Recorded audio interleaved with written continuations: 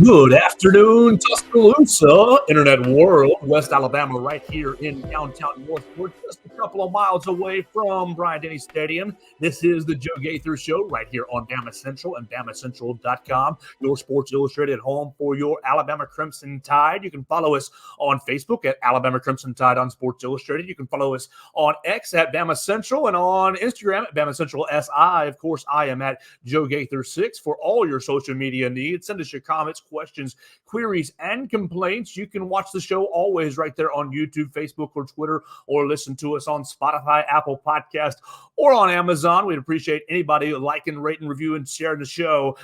We've had a fun show this week already. We've had a lot of fun on Christmas, hanging out with my cousin, talking college football playoff. Yesterday, we caught up with Katie Wyndham, who's out in L.A., and we caught up with Anthony Broom as well from the Wolverine. We're going to head back out to L.A. We're going to have a fun show. We're going to hear from three different reporters, but we're going to kick it off with Austin Meek. Austin Meek of The Athletic is going to join us right off the bat. He just heard from Michigan's offensive players. They met with the media earlier today, and Alabama's defensive players came up right after them. Austin's been in L.A. for a day or so. How are you doing, Austin? Thank you so much for your time, sir.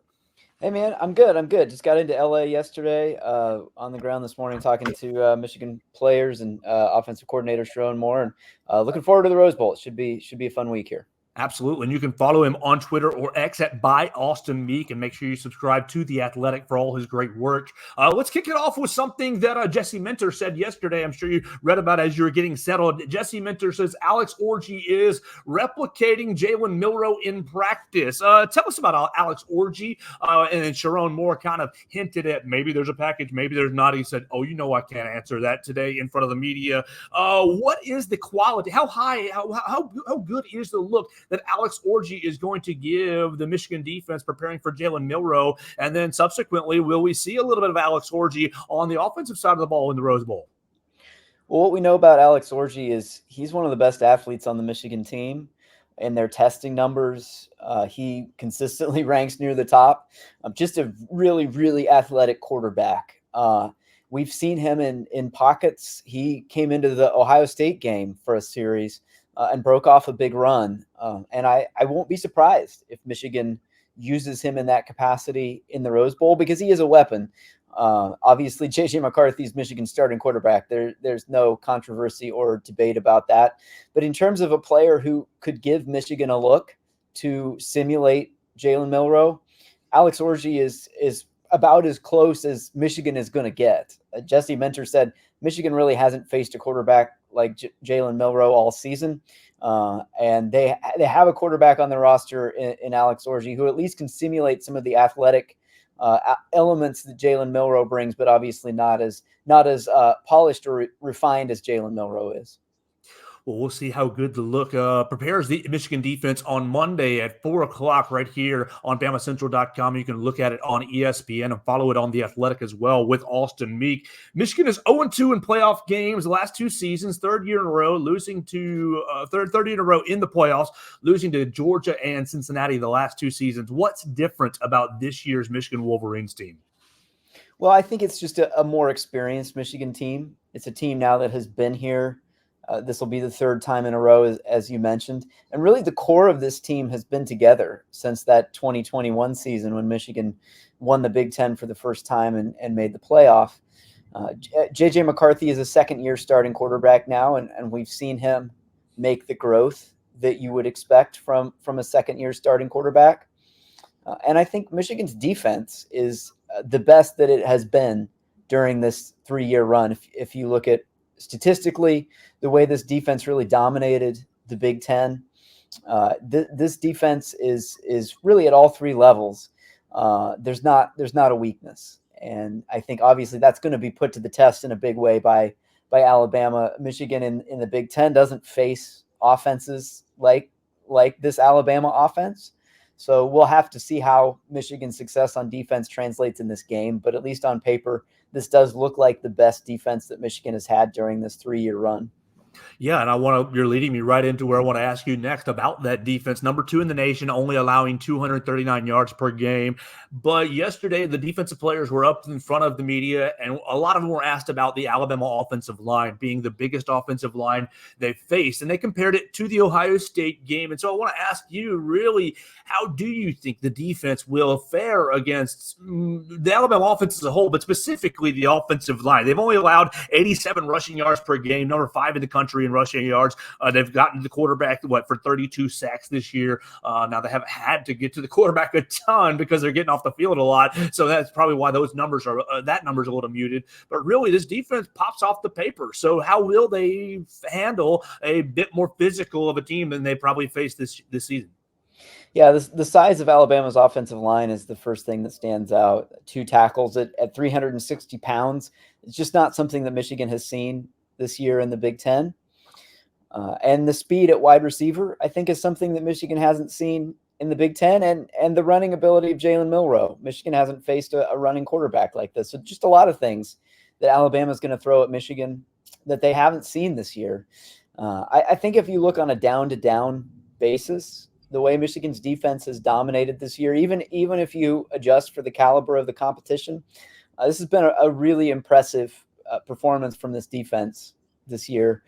But, one of the things for Michigan is the last 2 years in the college football playoff, they came in with good defenses, and those defenses got exposed by Georgia in 2021 and by TCU last year. So I think that there is a little bit of a chip on the shoulder for Michigan's defense to show that their success is not just a product of playing in the Big Ten, where there's not a lot of dynamic offenses, but this really is one of the best defenses in the country.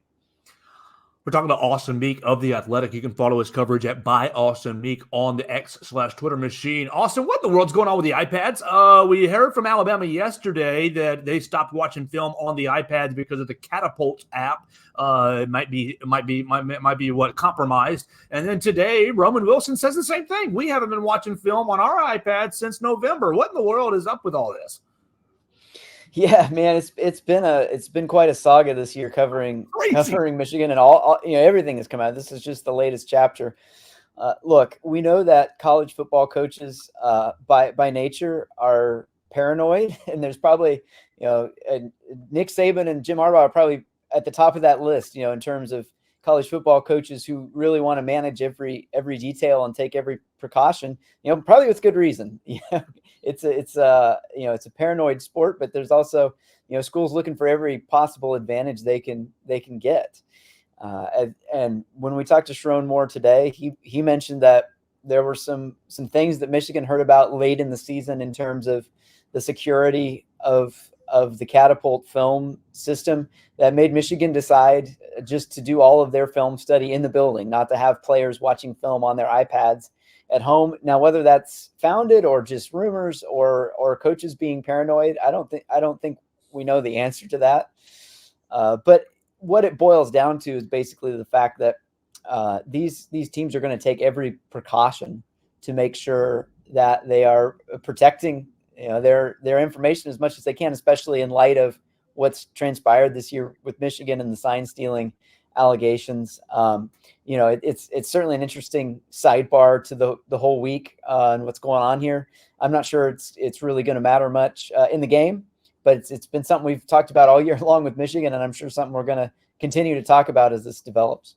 Austin, walk us through some of those conversations that you've been having. Obviously, as a member of the media, you try to say as objective, but I'll ask for your opinion on kind of what everything on how everything has transpired. You saw, everything went along with the playoffs. Should that Michigan be in? Should they be out? Obviously they won on the field, so the results speak for themselves, but you got different conversations and narratives and people from different corners of the country with different opinions. So just kind of put us in Ann Arbor and what's it been like the last 7 months following the Mason Blue. It definitely felt like being in the eye of the storm, and it's always that way to a degree with Michigan, especially with Jim Harbaugh being such a polarizing figure in college football. There's usually always a controversy of some sort happening at Michigan. But this year was even a level above what we've seen in the past. It really took on a life of its own there for about a month of the season after the news first came out about the scouting and sign stealing investigation, and it faded into the background a little bit after Jim Harbaugh came back from that 3-game suspension that was handed down by the Big Ten after Michigan beat Ohio State, and I think in some ways answered the question of how much of Michigan's success was a result of whatever they were doing with getting other teams signs. The fact that they went out and beat Ohio State for a third straight season, I think, quieted some of those questions, but it's still something that's in the background. It's really been the backdrop for the last 2 months of Michigan's season, and we still don't know where it's going to go. There's I'm sure going to be more come out in the off season, but one thing about this Michigan team is they have done a really nice job of, despite all the controversy and everything swirling around the program, continuing to stay focused on what they need to do on the field and winning games and getting to where they are right now, 13-0 and the number 1 seed in the college football playoff. Absolutely. We're talking to Austin Meek of The Athletic. So tell us about Jim Harbaugh and that contract extension that I've heard or read about this kind of looming out there. If you sign this, you can't talk to the NFL. It's a big-time extension. What's the status of Jim Harbaugh's return? I will reveal to you, Austin, I'm a big Chicago Bears fan, and a lot of my Bears fans' friends are hoping that Jim Harbaugh leaves Michigan or is forced out of Michigan and comes to Soldier Field, comes to Hallis Hall. So what's the future of Jim Harbaugh, or is that all just kind of no one knows? Yeah, it's this is something that happens every year with Jim Harbaugh. Every year I've covered the team, we've been through this. I think it's at this point for Michigan fans, it's just like an annual thing that you expect. The month of January is Jim Harbaugh NFL watch, and it's going to be that way again this year because the Rose Bowl's now 3 days away. Jim Harbaugh hasn't signed a contract extension. I didn't expect him to in the time between the Big Ten championship and the Rose Bowl, because we know with Jim Harbaugh, these things just never are simple. They never come together quickly. It's always a long, drawn out process. Jim Harbaugh wants to keep his options open. He wants to listen to any offers that come his way. It doesn't necessarily mean he's going to leave, but it does mean he's going to listen. I think Michigan certainly, despite everything that's happened off the field, wants to keep Jim Harbaugh in Ann Arbor, is going to do everything possible to keep Jim Harbaugh in Ann Arbor. And if they have to deal with fallout from the NCAA, I think Michigan's willing to do that because Jim Harbaugh has shown that he can win at the highest level here.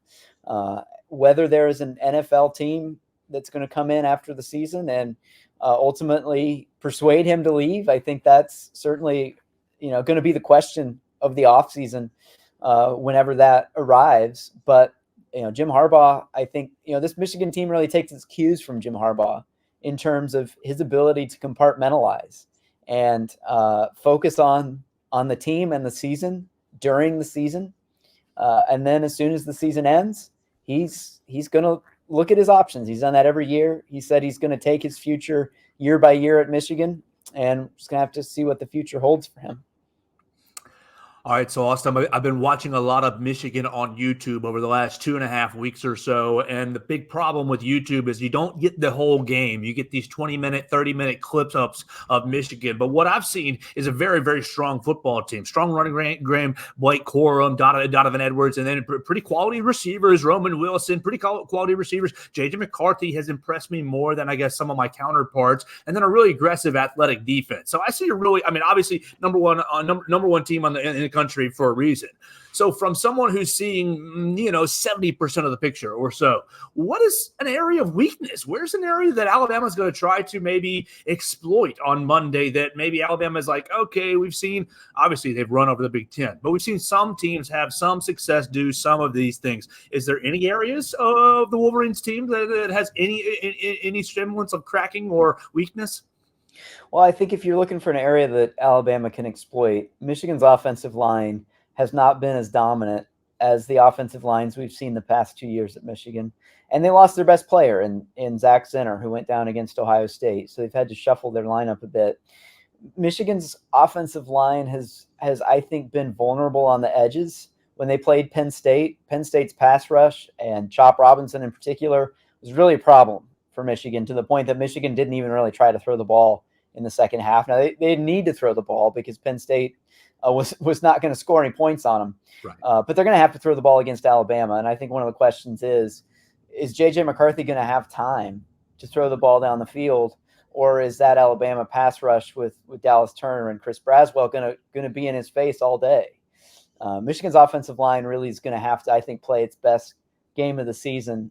And I think if Alabama's looking for a way to attack, it's to get pressure on J.J. McCarthy, get in his face, rattle him, and try not to give him time to throw the ball down the field. Austin, what does bet mean? I've seen that throughout the season. What it's been a big old Twitter thing. What does bet mean in Michigan lingo and Michigan circles?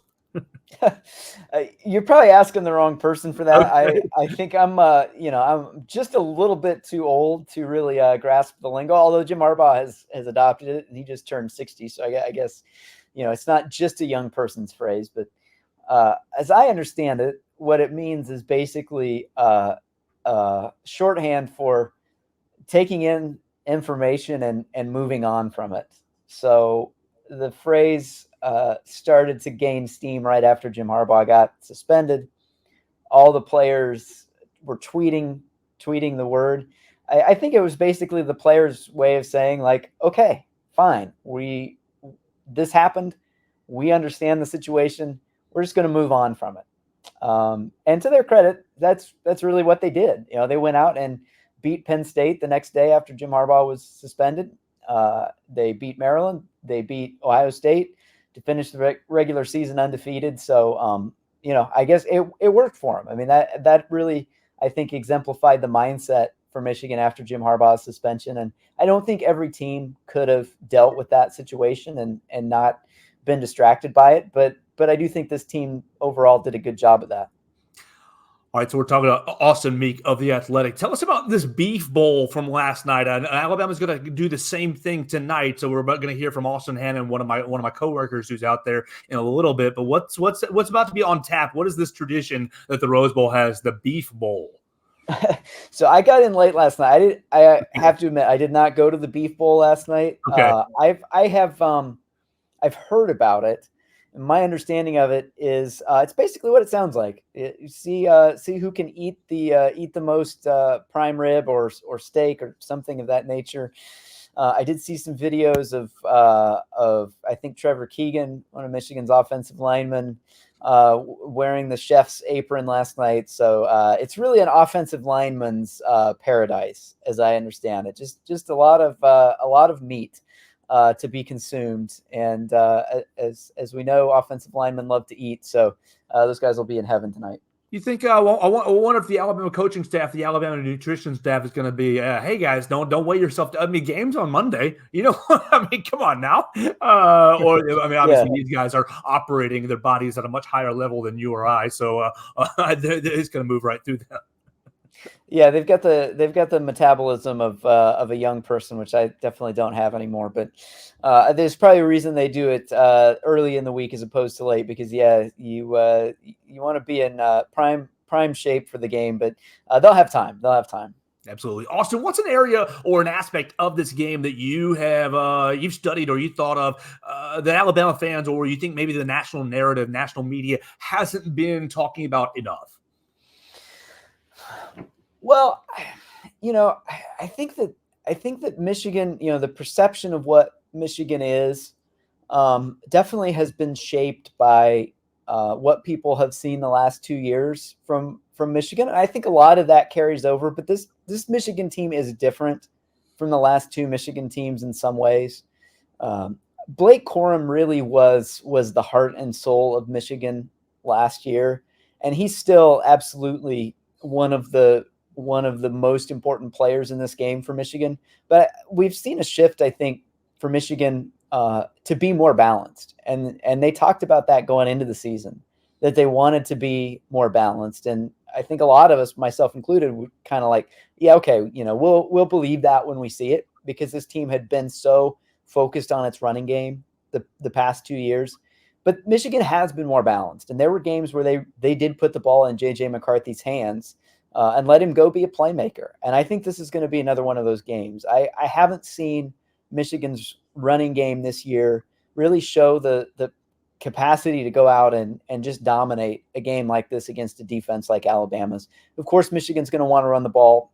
Blake Corum, Donovan Edwards are going to get plenty of touches.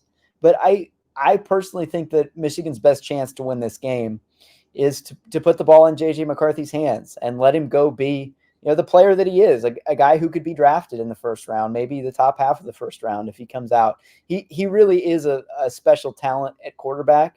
He doesn't always get a chance to show it because Michigan's philosophy on offense is not based around throwing the ball a lot. But they've been able to do that at times, and they've been more balanced. And I think this is a game where we're going to have to see everything that J.J. McCarthy can do because he really is a special quarterback. And J.J. McCarthy's connected with Roman Wilson a lot this year.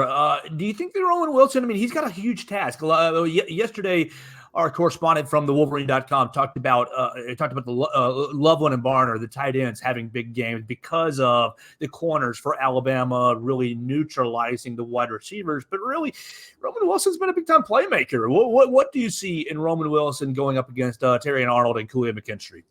Yeah, I think it's a huge matchup in this game. It's one that on paper definitely favors Alabama. Michigan's receiving core has been steady this season, and Roman Wilson in particular has had a really good year, especially in the touchdown production. He's really been the guy that J.J. McCarthy has looked for in the end zone.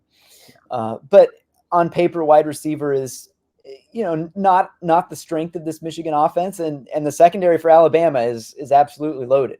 So I think there is a lot on Roman Wilson's shoulders to be able to get open and be a playmaker in this game, similar to the way he was last year in the Fiesta Bowl. That obviously was a disappointing game in a lot of ways for Michigan in the Fiesta Bowl last year, but it was kind of a coming out party for Roman Wilson. He made some huge plays in that game, and he's carried it over this year to be really the biggest threat for Michigan from a receiving standpoint. So between Cornelius Johnson, Roman Wilson, Colston Loveland at tight end, those guys have a huge challenge against this Alabama secondary, and they're going to have to rise to that challenge. Austin, how you spend your next 3 days working, obviously, in LA and writing at The Athletic. You can subscribe to The Athletic anywhere that you can get the internet, and make sure you follow Austin at @ByAustinMeek. But how will you spend your next 3 days up until game day? So I'm getting ready to go out to practice right now. Michigan has a practice availability. Tomorrow will be the media day where we get to talk to everybody on both teams, which is my favorite day of the whole week. Because it's a chance to talk to some people that we don't normally get to talk to on a day-to-day basis. And then from there, it's basically just counting down the hours until kickoff. I'm really excited for this one. It's the second time I've gotten to cover a Rose Bowl. It's really a scene unlike any other in college football. And I think this will be it'll be a really compelling game, and maybe the best game of bowl season, just looking at it. I really expect this to be a great game. Absolutely. We will send Katie Wyndham, Austin Hannon, and Blake Byler by to hopefully say hello to you. They're out there for us at BamaCentral. Austin, leave us with, I guess I'll pin you down if you don't mind, prediction or final thought on the game as we get you out of here on your way to Rose Bowl practice for the Wolverines. If I had to say right now, I think that I would pick Alabama in this game. There's a lot of history on Alabama's side in this game, whether it's Nick Saban's record in the college football playoff, Michigan's record the last 2 years in the college football playoff, the talent on Alabama's roster that Michigan doesn't have on paper. I think that Michigan has shown that some of those things Michigan can overcome that. Ohio State's been the more talented team the last 3 years, and Michigan's won that game 3 years in a row. So I don't think that tells the whole story. But I do think that this Alabama team is the type of team that Michigan could really struggle with, just because of the speed and the talent that Alabama is going to put on the field. So if I had to pick it right now, I'd probably pick Alabama, something like say 28-24. But I do think I think it's going to be a fourth quarter game. I'll be surprised if either team really runs away with this game. A fourth quarter game. That's a writer's nightmare. You and I guess it'll be Kennington Smith writing for The Athletic on the Alabama side. So make sure you subscribe to By Austin Meek on X or Twitter, and make sure you subscribe to The Athletic for all their great work. Austin, thank you so much for your time. Enjoy practice today. I guess make sure you have a well-done steak and a glass of milk for dinner. Is that the Jim Harbaugh special? I don't know about well done, and I don't know about the milk, but I might try to get a steak. So that okay. sounds good. Right, have a great day. Thank you, sir. That's Austin Meek joining us from The Athletic to give us some of the perspective from Michigan, and I really appreciate him joining us today. We heard from Anthony Broom yesterday from thewolverine.com. A lot of fun getting a Wolverine perspective and hearing from the other side of the coin. We'll see what else we can do for the rest of the weekend. We've reached out to more Wolverine folks. Obviously, we are going to have a show Saturday and Sunday. We're going to have a show Saturday, Sunday, and we might have one Monday morning before the game. We'll just have to kind of see how that goes. Really excited about this game. We've reached out to a bunch of people. I know we're going to have Blake Byler over the weekend giving us some of his coverage. We're going to combine that with the Alabama basketball game tomorrow, Saturday, CM Newton Classic. We'll save you some of the CM Newton Classic conversation for post-game with Blake Byler. For right now, we're going to head over to Cowbell Corner and find my friend Justice Sandle. Justice Sandle joins us, cowbellcorner.com. I know Mississippi State, no bowl for them. Sad Christmas for Mississippi State, but the basketball team is rolling. You can make sure you follow Justice Sandle at Cowbell Corner. They are a part of the BamaCentral network, China Fan Nation network, the Cowbell Corner and MizzouCentral.com. Justice, what's good, man? How was your Christmas? Good. It was good. Nice to see family. Very enjoyable. No bowl games for us, unfortunate, but that's always next year. How was your Christmas? Oh, it was great. It was great. So are you going to be pulling for Penn State or Ole Miss in the Peach Bowl? Penn State.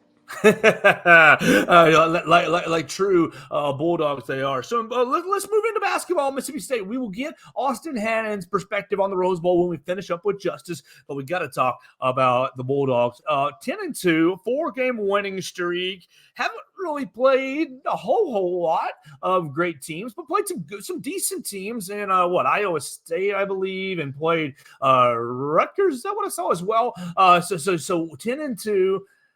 You got one more game against Bethune-Cookman, on Sunday, and then you jump into the SEC season with both feet. What's going on with the Mississippi State basketball team?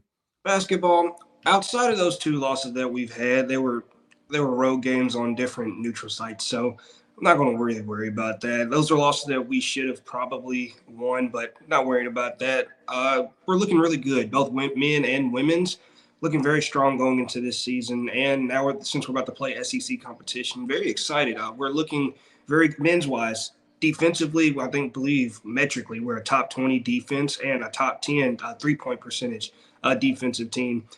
We've improved our three-point percentage shooting. It's still not the best compared to what it is around the nation. Better than last season when we were one of the worst, but improvement is improvement. That's all we're looking for. And with Chris Johns, defense, and it's continued to prove that, and that's how we're continuing to look forward and going into SEC play.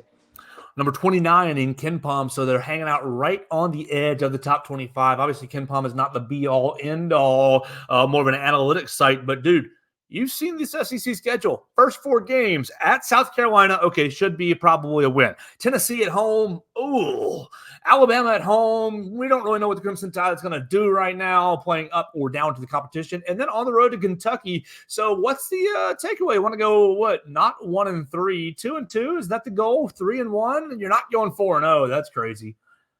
The goal can be 4-0, but realistically, 2-2. I think we can get the Alabama game. They do have a high-scoring offense, but we also have a great defense. Tennessee is going to be really tough because of their offensive rebounding and their defensive rebounding. That's one of the weaknesses that we struggle in, but now that we're about to add Tolu Smith back into the lineup soon, he started to practice again these previous couple of weeks and likely will be playing. I don't think that first game, but maybe that second or third game, he'll get integrated back in. Kentucky, they haven't been the powerhouse that they've been in most recent years, so we could probably steal a game from them. But 2-2 is a very strong look. 3-1 if we really just crack down and do everything we need to do.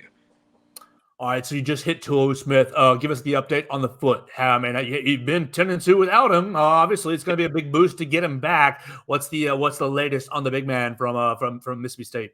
He's looked good practicing, but nothing. We're not pushing him to where he's uncomfortable and not needing to do anything that he doesn't need to do. When it's time, we're going to implement him back into the lineup. But he's looked real good in practices so far and doing Tolu things. So that's the best that I can really give to you. All right, Josh Hubbard leading Mississippi State with 14.8 points per game, but only 2 points against Rutgers. How do we get him back? How do we get him going back strong before the SEC season kicks off in a week or so? I think with that game, it was more of getting everybody else involved. With Chris Johns, everybody doesn't have to be the primary scorer. Josh Herbert doesn't have to be the primary scorer, but in these SEC games, he likely will have to be that. I think just getting the ball in his hands early and allowing him just to be him. He's athletic, he's fast, he's quick and explosive. He's going to get to the rim. Even for his size, he's going to finish scored somehow. He's been that size for most of his life. So he knows how to score and he knows what to do to score. He's going to facilitate to get those balls to our playmakers. Jimmy Bell Jr., he's been playing fantastic in place of Tolu Smith, and adding him alongside that was going to be really big.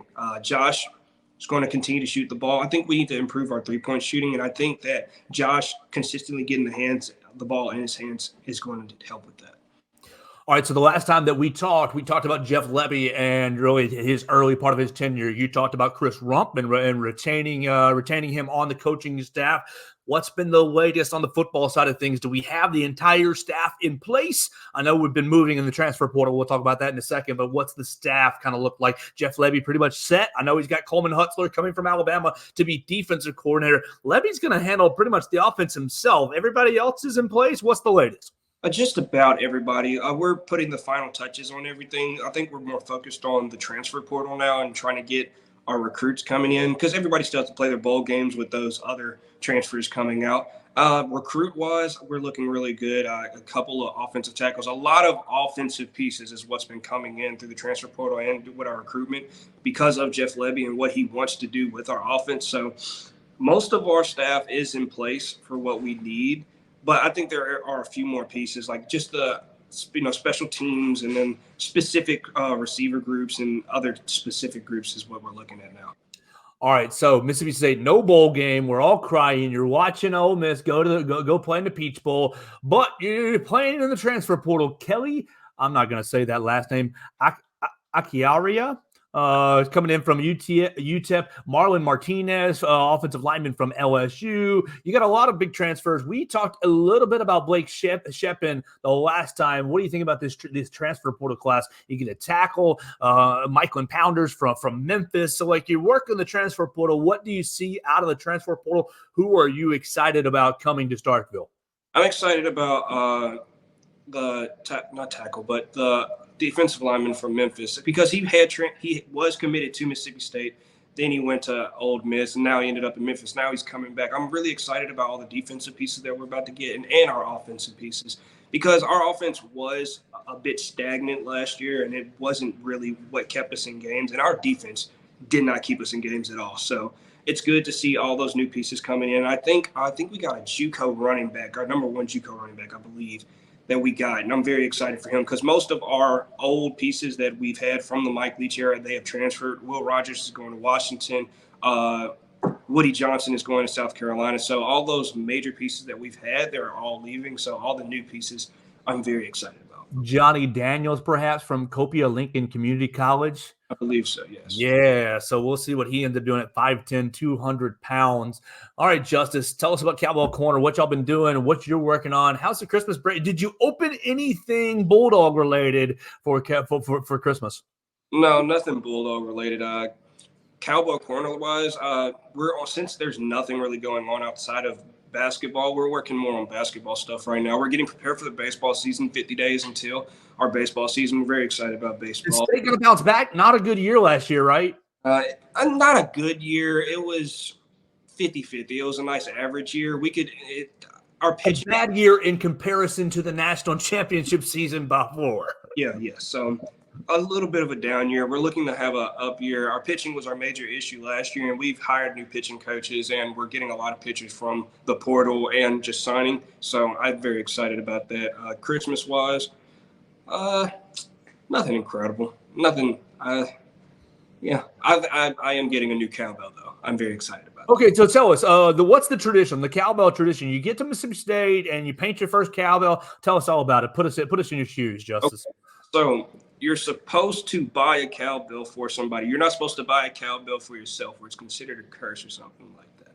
So I know when I first got there, my freshman year, me and my roommate, we shared cowbells. All right, you want this cowbell? You want this cowbell? All right, cool. Let's go ahead and get it out the way. Or you get a blank cowbell and you paint it yourself, gifted from somebody. You're supposed to get it gifted from either a MSU alumni or a student or a faculty from the place. That's what you're supposed to do. Other people go around other ways of doing that, but that is what you're supposed to do. Is that why Mississippi State hasn't had much success? Too many people are buying their own cowbells? That might be the main reason why, but you're cursing your own teams. But I don't know. Look, some people just don't know the tradition of everything that they need. They just show up, go to school, support their teams. They don't really understand. Damn out-of-state students. Yeah, it's like that. Maybe a couple of people from Oxford that are coming in like, oh, didn't want to go to Ole Miss. Let's go to Mississippi State and just mess everything up, All right, so look, you getting prepared for basketball. We just hit on the first 4 games of the SEC season. Look, from the Alabama perspective, we don't really know what Alabama's basketball team is going to be. Has the non-conference season gone better or worse than the average state fan would have expected going into the year? Going into the year, I believe we expected to go undefeated. We lost to Georgia Tech and Southern. That Southern game, back-to-back games. Yeah, that Southern Georgia Tech. I can give you Georgia Tech. They were hot. They got hot towards the end of the half. That's cool. That Southern game was a very tough loss for us. Then again, they out-rebounded us. They out-hustled us. They did everything that they were supposed to do, and we just didn't show up to play. So outside of those 2 losses, everything else went according to plan. And we expect big things out of the SEC play this year. We maybe not an SEC champion. That's the question. Top four finish in the league? Yeah, that's the goal. Just constant improvement, top 4. And if we get to that Final 4 stage in the SEC championship and then get a couple of upset wins and get to the SEC championship, it's going to be big for us. So, Justice, I'll see you in Nashville here then for the SEC tournament. Pretty in 2-3 months? That's the goal. If I'm able to, that's my plan. All right. You make sure you keep up with Chris and keep up all the work at Cowbell Corner. And hopefully it'll be a little Alabama, Mississippi State. We'll meet up in Nashville and watch the SEC tournament together. Anything else in Starkville land on your plate? Nothing else. Women's basketball, men's basketball. Women's basketball, we're doing pretty good too. I think it's 12-2 that we are. We're playing really well. Lost 2 games that we were missing our 2 star players, so it's all right. We should be undefeated in both, but things happen. We look forward to the future.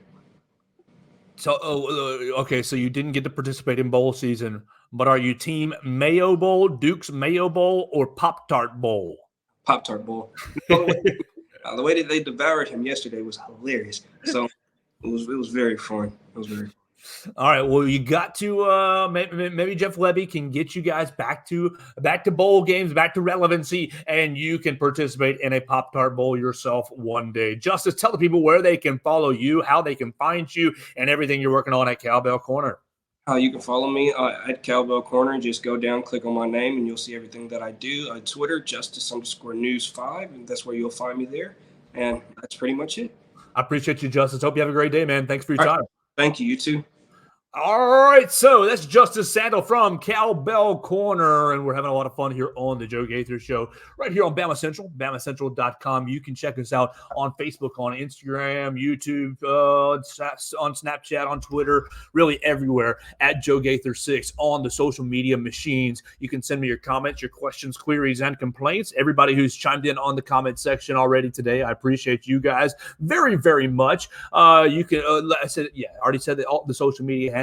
Of course, you can subscribe, rate, and review the show on Spotify, Apple Podcasts, and on Amazon each and every day. We're trying to put out shows. Well, each and every weekday, we are going to do a little bit of extra work this weekend because it is Rose Bowl weekend. But it's Friday. We're having a lot of fun. What's going on with Kentucky and Clemson? Are they in action yet? We're waiting on Austin Hannon to get it. Okay, yes, perfect. They are in action. Kentucky and Clemson. Wow, Kentucky a 1 point. They're up by 1 with 6 minutes left in the game. So there's your next SEC game. I know I had a lot of friends betting on Clemson. Did I say Clemson the other day? I think I might have. 2 days ago when I was talking bowl games, I believe that I took Clemson, maybe so, but I am taking Missouri tonight. I'm taking Missouri in the Cotton Bowl in the next SEC game. If you're keeping up with bowl games, Tony the Tiger Sun Bowl, I guess that's your next food-related bowl. I love a Tony the Tiger Frosted Flakes. The Sun Bowl, Notre Dame is up 7-0 on Oregon State as that game is getting closer and closer to halftime. So we're going to hear from Austin Hannon from BamaCentral.com. Austin was out there. He's been out there for the whole week. He was out at Disneyland. He was at the defensive availability offensive yesterday and defensive today for the Crimson Tide. I'm really looking forward to hearing what he thought of Kevin Steele, what he thought about Kevin Steele and his comments about Tommy Rees and his comments about the Michigan offense. Look, I think this game is going to be a lot of fun. We heard from Austin Meek of The Athletic earlier, and he picked, 28-24 Alabama.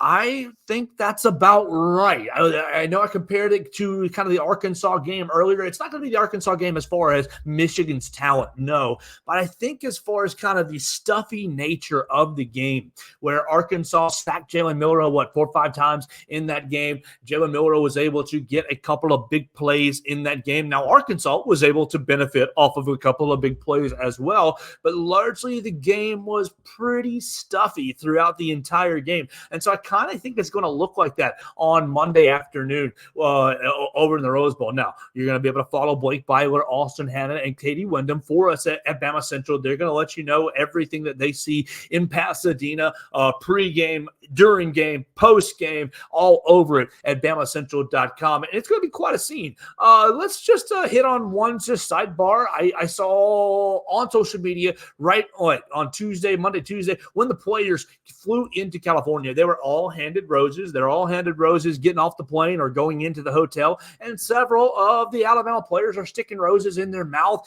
And you've got stinking gumps on Twitter, on Facebook, saying, "Oh, look at them! Look at them bringing attention to themselves." I'm sorry. They're not bringing attention to themselves. They're not showboating. They're literally getting handed roses into their hand, and it's kind of traditional part of the Rose Bowl and really the Orange Bowl as well. You take the orange, you put it in your mouth, you make the big old monkey face with the orange. Come on.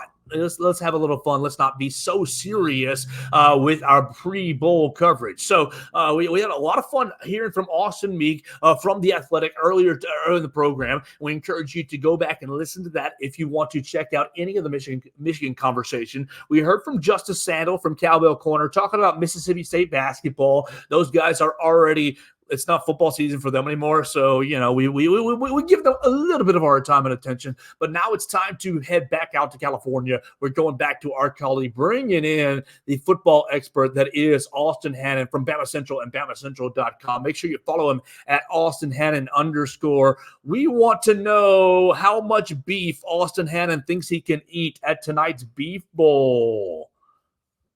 I don't know. I guess we're gonna find out. I think there's gonna be a little bit of eating competitions going on with some players, stuff like that, and I think me and Blake Byler might end up at the basketball game tonight. So we'll see. But yeah, I'm excited to see what I get on my plate in front of me tonight at the Beef Bowl. And as always, free food is the best food. So absolutely, you look great. How are you, man? How's the week?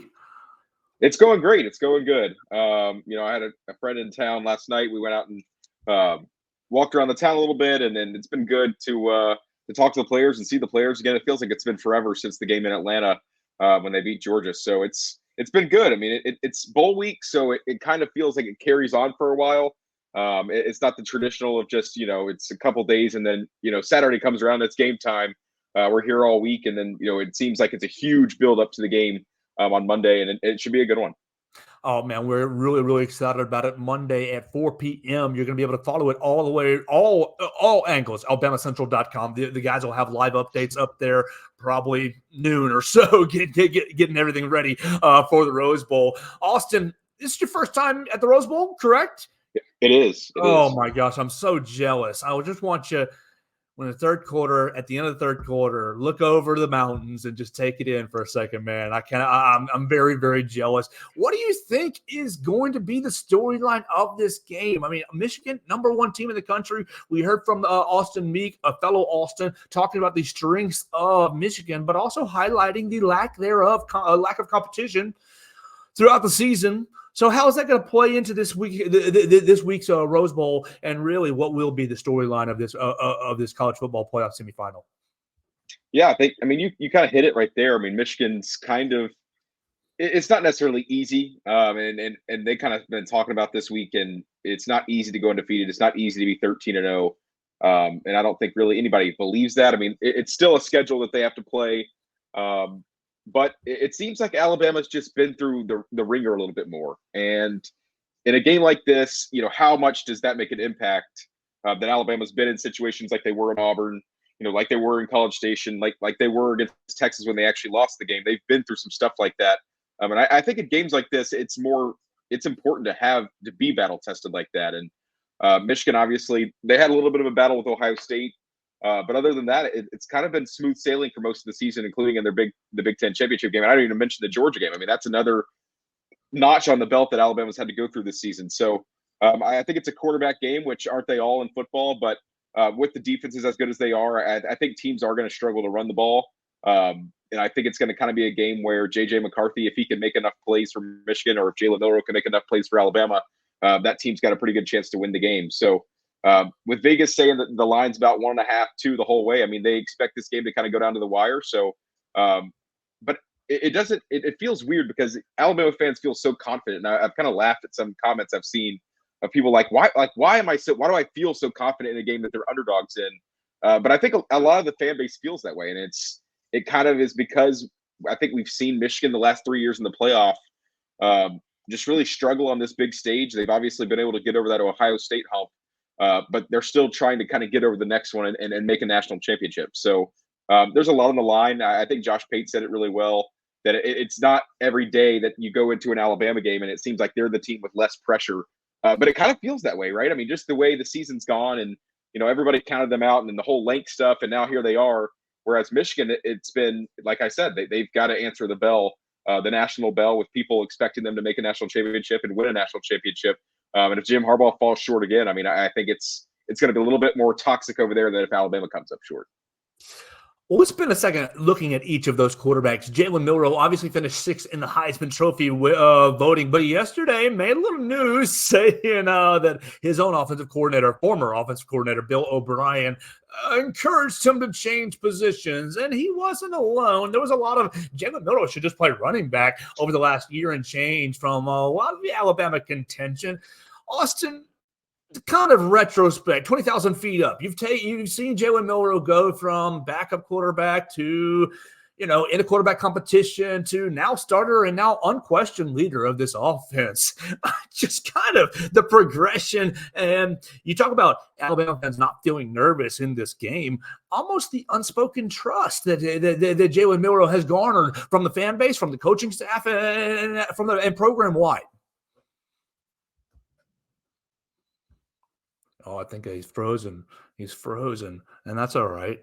But I do think that Jalen Milroe has garnered lots of trust, and it's very interesting to me.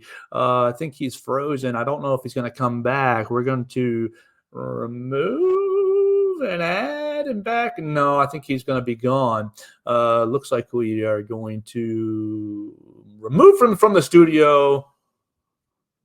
And we'll see if he'll come back. We'll see if he'll come back here in just a second to add. Let's see, jump back in when you have some time. Perfect. All right. So, yeah, I do think that Jalen Milroe has you went from, oh, my gosh, we don't know this guy. We don't trust this guy the first and second week of the season, especially against Texas. He throws those 2 interceptions to now where you are. I think you trust Jalen Milroe pretty explicitly against most defenses. He's shown a propensity to protect the football, not throw it into too many dangerous situations. Yes, he's trusted Amari Niblack over the middle a couple of different times through the year. It's like, oh, Ooh, that's a couple of guys. And he's thrown it to Jermaine Burton a couple of different times. But you've got to give your playmakers opportunities to make plays down the field. But I really do think that Jalen Milroe has garnered and earned the trust of his teammates and earned the trust of his coaching staff, so that, early in the year, and we're welcoming Austin right back here, but earlier in the year, Austin, you had that, what do we have at quarterback? We don't know. We want to protect him with the game plan, to now he's almost, we trust him. He's not going to put the ball into too many dangerous positions, and he's leading us through the season and leading us offensively. Yeah, it's kind of crazy the story he's undergone this year. And I think hindsight's always 20/20. And so, with the Bill O'Brien stuff, it's not, let's not act like some of the fan base didn't think the similar things, right, early in his career. And I'm never the one to not admit that I had questions about Milroe at the beginning of the season as well, and how he would fit into the scheme that they were going to kind of try to evolve around him, and how it worked. And it's kind of been a beautiful story, just the way that it seems like Tommy Rees, Jalen Milroe, everybody on this team has gone from week one to now. It's been a steady progression. It's not been, hills and valleys, and sometimes they look great, sometimes they don't. It's been a steady, positive progression. And so I was telling people last night, he's going to come back and play next year, and he's going to be a very interesting player on NFL draft boards, because you think about what he's got, right? He's a big player. He's got an incredible range with the football. He can throw it down the field. He's very athletic. And so NFL guys have got to be, enjoying watching him playing. And he's going to be everybody's going to be watching him next year. And if he can continue to do what he's done this year and just add a whole other year onto it, there's no reason that he can't win the Heisman Trophy. I don't think there's a reason he can't be a first-round draft pick next year, because the future is so bright for him. And I'm very happy to see him do it, because he seems like such a good kid. And I know he's really focused on this game, but from where he's come to where he is now, it's been a great story, and it's been great to kind of watch it unfold in front of my eyes all season long. Yeah, it's been a lot of fun, and I think win or lose on Monday, it really should be a story that should be appreciated from this 2023 college football season.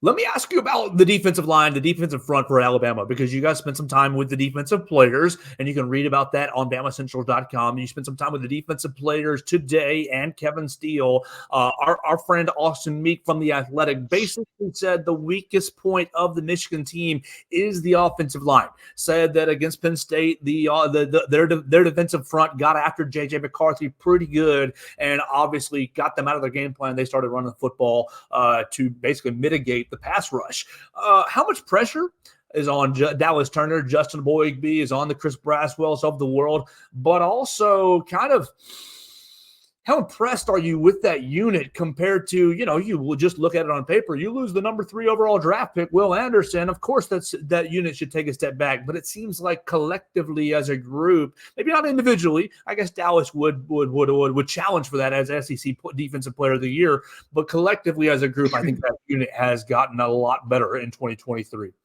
They have. I think it's all started with coaching, and so. I think that's from top to bottom. I think that goes with Nick Saban making the hires he did, going out of his way, getting Kevin Steele. Remember the reaction. I mean, it seems like this whole season has just been one big, nobody believed. And that's why this whole, the length thing started. They hired Kevin Steele. They hired Tommy Rees. The fans trashed both of those hires. And now here we are on January 1st. And it's those might be the 2 best coordinators in the SEC in the country. So, how did it get from that point to this point? It starts with coaching. I think they have a lot of talent. Obviously, we've seen Dallas Turner play for 3 years now. I think we already kind of knew the kind of player he was, especially as a true freshman when he got in the game, in the middle of the season with injuries. So he was never a surprise. I think Chris Braswell was a great surprise for a lot of fans. He was always a guy that was, once again, just kind of there waiting his turn. You didn't really know what you had in him. And then once you get him in there, it's like, oh, he's right up there with Dallas Turner. He's just as good. And so on your first question, the pressure stuff, it's got to start with stopping them, though. And because Michigan's a team that if they're running the ball well, they don't feel like they have to start throwing the ball. They will just keep running it until it doesn't work anymore. And so if you can initially stop the run and put them in passing situations, that's when you can maybe try to start blitzing on the outside and get on that offensive line. So it's going to start with up front of the run. And I think it was a good question this morning. Somebody kind of asked Kevin Steele, what went wrong with the run defense in Auburn, after Thanksgiving? How did that happen? It's been 2 years in a row now that Auburn's done that. And he kind of said they gave different looks than what they saw on tape in the first half. And then when they were able to get into the locker room, they were kind of able to do adjustments. And the defense did look a pretty good, a bit better in the second half when Alabama was able to, miraculously win that game at the end. But yeah, it starts with stopping the run, because if you can stop the run and put Michigan in passing situations, that's when they have to open themselves up to getting sacks and stuff like that. So it's going to start with Blake Corum. It's going to start up front, which, like I said, that's just about every football game. Awesome. Tomorrow is media day, and we heard from Katie Wyndham yesterday on our program, and she talked about a couple of people that she is looking forward to hearing from. Who are you looking forward to going to talk to? The whole room's going to be open. Everybody on the roster is going to have a seat. You get to go talk to anybody. Who's it going to be? Who's going to be the first couple of players that you want to go up to? Yeah, it's I think there's a few obvious ones, because obviously there's no access to true freshmen. So the first people that come to mind is Caleb Downs. I'm sure he'll have a crowd. Caden Proctor and his improvement at left tackle this year as a true freshman, I'm sure he'll have a crowd. And I believe all the coaching staff is available too. And so I did a story today on Travaris Robinson, and I'd really like to talk to him tomorrow and see, just kind of learn a little bit of his personality, because he seems like he's a guy that's really transforming, and helping transform that defense back to what we kind of saw in the old days. We heard it from, Kevin Steele and the players this morning, that they kind of feel like he's got a chance to be a head coach in his future, just because of his communication skills and his ability to relate with the players, being the young guy he is. So, I think Caleb Downs will be a big one. Everybody's going to want to always talk to, the Jermaine Burtons and the Will Reicherts, and I'm sure Milroe will still have a big crowd, even though we talked to him earlier in the week. But it should be fun. It should be fun. I think it's in the parking lot outside the Rose Bowl Stadium. So we'll get our first look at the playing surface for Monday's game. And it just seems like it should be here by now, right? It's only Friday still. It seems like we've been here for a while now already. And I think everybody here is just kind of ready to get the ball kicked off. And I think that goes for players and media. All right. So you're going to you said ball game tonight, Lakers or Clippers? It's Clippers. So Lakers were last night. The tickets were way expensive. So I think me and Blake are going to go tonight instead. Okay, great. Who do the Clippers have? They're playing the Grizzlies. Okay, great. A little Memphis action. That'll be fun. Hopefully y'all can get some nice cheap tickets and get into Staples Center. What else you been doing around LA? Any updates the BamaCentral family needs to know about? Yeah, so we've actually kind of touched all the little parts of the city. We're obviously staying in downtown. The game will be in Pasadena. The practice was in Carson. We flew into Inglewood at LAX. So we're kind of touching all of the parts of the city, and it's my first time here, so it's been a little bit of an experience, kind of walking around and seeing what the city has to offer. But it's a little different. It's not exactly what I expected. It's not the skyline of a New York City, but it's a huge city, and it's really pretty because it's got other elements to it. I mean, you got the mountains in the background, and it's a little bit like a desert too. There's not a lot of grass here. So being a person that lives in Alabama, not seeing a lot of grass and trees is not something that I'm used to. So, but it's been fun, and it's been great to work alongside, of course, Katie and Blake, who are doing a great job. Absolutely. Well, you have been reporting on injuries throughout the season, and yesterday, Jason McClellan basically reported himself, or kind of confirmed that he's going to be 100% available for the game. Let's just get you out of here on two questions. I'm going to go back to back, and you can just take it away. One, the most underrated, or most kind of, if you had to pick a guy not named Jalen Milroe, this player is going to be the X factor offensively. We've seen games where Amari Niblack's been that guy. We've seen games where McClellan's been that guy. We've seen games where Bond or Burton has been that guy. Who would be the Austin Hannon pick for this guy is going to be the guy? And then lastly, we'll get you out of here on your thoughts for the game on Monday. Yeah, I like I said before, I think Alabama's going to struggle to run the ball. It'll be good to have Jace back, but this game's going to be probably won in the passing game, and I think that's where Jermaine Burton and Isaiah Bond come into play. We've seen both players kind of take over games this year. Bond obviously had a great game against Georgia. He had the game-winning catch against Auburn. We saw Burton really take over the game in College Station. So if those guys are on their 100% game, it's going to create a lot of things for Alabama, and of course, if you're able to throw the ball, that also opens up your ability to run the ball. So it's going to be really important for them to be able to pass the football. I think that's where you can beat Michigan. They're really strong up front. They've got a really good set of linebackers. Of course, Junior Colson actually went to my high school. He'll be at middle linebacker for Michigan on Monday. So yeah, it's gonna be tough sledding up front, but if they can start airing it out and creating some big plays and not even just big plays, but it's about moving the chains too against a team like this. It's you can't get everything at once against a great defense. I think they've got the #1 total defense in the country. So if Milroe's able to throw the ball around, if he can get the ball to Burton and Bond, I like the 2 Bs as my 2 key players. We like the 2 Bs. Austin Hannon's going to be covering the Rose Bowl and Alabama the next couple of days. You're going to be following him at Austin Hannon _ Big Beef Bowl tonight. He's going to have a lot of great footage on his Twitter machine before he gets to the Clippers game. Austin, man, hopefully we might catch up again before the game time, but if we don't, great to have you. Thanks for being here. Absolutely, Joe. No problem. That's Austin Hannon joining us. Please follow him. He does all the legwork for BamaCentral.com, covering all things football for us. Follow him at Austin Hannon _ That's going to pretty much put us at an hour. We talked to Austin Meek of The Athletic. We talked to Austin Hannon of BamaCentral.com. And we talked to Justice Sandle of Cowbell Corner. A lot of Rose Bowl conversation, lots of Alabama, Michigan. It does feel like the game should be tomorrow, but it's not. We'll continue the conversation tomorrow, really, and hopefully on Sunday as well. We're going to have a discussion with Blake Byler about the Alabama basketball game against Liberty and more coverage on the Rose Bowl coming up over the weekend. We will cover Alabama's basketball game against Liberty for BamaCentral.com. You can follow me at BamaCentral.com at Joe Gaither 6 for all that coverage. I'll be back tomorrow with basketball stuff and Liberty and more Rose Bowl right here on BamaCentral and BamaCentral.com.